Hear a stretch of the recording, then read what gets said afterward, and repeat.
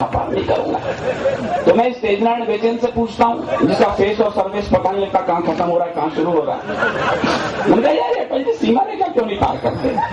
कहला भाई समझते नहीं हो, सीमा और रेखा दोनों स्त्रीलिंग में और अटल जी ब्रह्मचारी। अगले ने जिंदगी में कोई लाइन पार नहीं करी। मैंने कहा चल छोड़, अब तो गुरु गोविंद सिंह का बेटा सिंहासन पर बैठा है, अब तो दो दो हाथ हो जाते हैं। बारीक सा इशारा करता हूँ, पूरा मुल्क समझता है वो क्यों नहीं कर पा रहे हैं। बस जल्दी ताली इसलिए बजा देना, वो इस मुल्क के बड़े आदमी माने जाते हैं। मैं दिनकर की वंशावली का सबसे छोटा बेटा माना जाता हूँ। उनकी इज्जत बाकी रह जाएगी, मेरी खुददारी बाकी रह जाएगी। क्या कहता हूँ कि शांत हिंसा वाली भाषा जनता समझ नहीं पाती, क्या सुभाष की भाषा तुमको बिल्कुल याद नहीं आती? आदि भूल गए हो तुम ही अपनी सिंध दहाड़ों के, जो सीने दहला देती थी सागर और पहाड़ों के।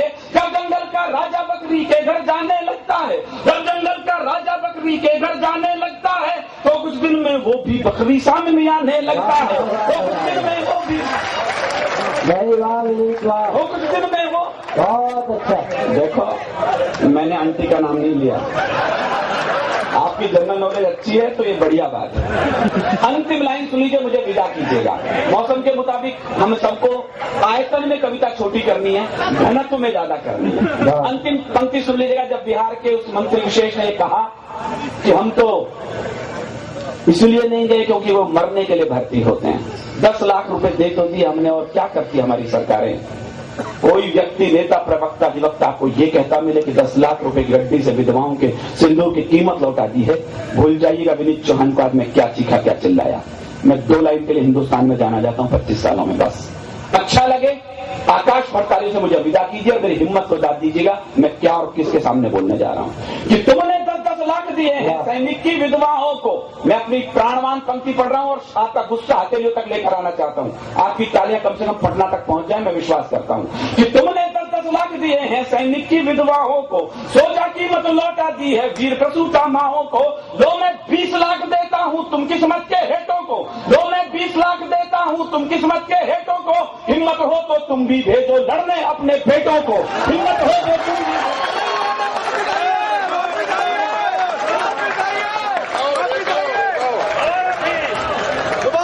धन्यवाद। ये विष्णु सक्सेना मेरा इतना जघन्य दोस्त है, इसके रहते मुझे कभी दुश्मनों की जरूरत नहीं पड़ी। ये अब दूसरी कविता पढ़वा के मेरा बलिदान करने के मूड में है।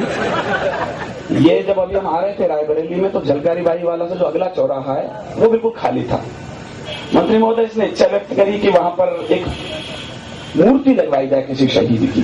उनका लगवा लो, उनका नहीं, मेरा उम्मीद है कि तुम्हारी लगवा दे तो कैसी रहेगी। ये उसी जुगाड़ में है। मनोज भाई जैसा युवा व्यक्तित्व यदि मेरे सामने बैठा है तो मैं एक कविता आपको सौंपना चाहता हूँ। मेरे जीवन की सच्ची कविता है, अच्छी है कि मुझे नहीं पता है, निर्णय तो आप करेंगे सर। मैं राजस्थान के जिस कॉलेज में पढ़ाता हूँ सर, वहाँ एक बेटा शहीद हुआ करगिल के युद्ध में। आप लोग कहेंगे इसमें क्या बड़ी बात है, हमारे यहाँ के बेटे भी तो गए थे। तुमको राजस्थान को तो मरना और मारना सिखाया जाता है। शीश देने की कला में क्या अजब है, क्या नया है। शीश कटने पर लड़े कबंध, वीर की कभी रवानी है। प्राण ये हिंदुस्तानी है, रक्त ये राजस्थानी है। ये खून तो हमें सिखा दिया गया। अद्भुत सी बात है, आपसे बांट लेता हूँ 1 मिनट के लिए। 20 साल का नौजवान 21 दिन उसकी शादी के हुए सर, और वो 22वें दिन करगिल की चोटी पर था। वहां से उसे खत लिखा उस महबूबा के नाम, जिससे उसने 21 दिन पहले फेरे लिए। ये अलग बात है चिट्ठी इतना लेट गांव में आई कि उससे पहले तिरंगे में लिपट कर शव गांव में आ गया। मैंने उस खत को खोला तो एक शेर लिखा था सर उसमें।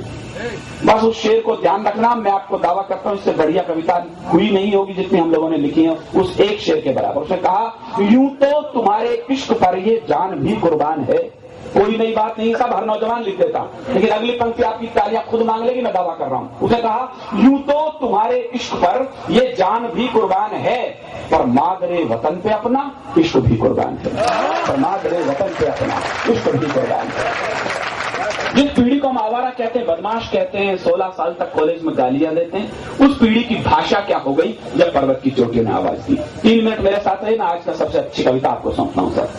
कि मां तुम्हारा लाडला रण में अभी घायल हुआ है। कल्पना करे टाइगर हिल्स पर एक सैनिक लुहान और एक खत अपनी मां के नाम लिखता है। अग्रिम पंक्ति में कुछ बहुत समझदार श्रोता बैठे मैं जैसा देख रहा हूं, ये पंक्तियां सर आपको भी सौंपता हूं और आपकी समीक्षा भी मैं चाहूंगा इस पर कि मां तुम्हारा लाडला रण में अभी घायल हुआ है और देख उसकी वीरता कुछ शत्रु भी घायल हुआ है। रक्त की होली रचाए मैं प्रलय कर दिख रहा हूं, रक्त की होली रचाए मैं प्रलय कर दिख रहा हूं। मां उसी शोणित से तुमको पत्र अंतिम लिख रहा हूं, मां उसी शोणित से। मुझे अच्छा